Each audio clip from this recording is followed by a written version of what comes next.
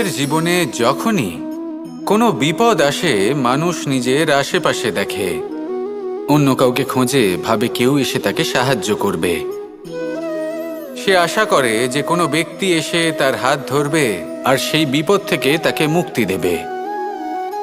কিন্তু প্রকৃতি আমাদের এই শিক্ষা দেয় না। কখনো কোনো পাখিকে দেখবেন, একটা পাখি যখনই কোনো ঝড় আসে কি করে? একটা ঝড় এসে তার বাসা ভেঙে দিয়ে যায়, তার বাসা নষ্ট করে দিয়ে যায়। সেই পাখি কিন্তু অপেক্ষা করে না যে কে তাকে এসে সাহায্য করবে। সে কখনো আশা করে না যে কেউ এসে তাকে আশ্রয় দেবে। সে নিজেই কর্ম করে, একটা একটা করে খড়কুটো সে আবার জড়ো করে আর নিজের বাসা পুনর্নির্মাণ করে। প্রকৃতি আমাদের এটাই শেখায় যে আমরা নিজেরাই প্রত্যেকটা সমস্যার সম্মুখীন হতে পারি। কারণ ঝড় অর্থাৎ সংকট আমাদের সবার জীবনেই আসবে, তার সম্মুখীন হতে হবে আমাদের, আর সেটাও নিজেদের শক্তি দ্বারাই।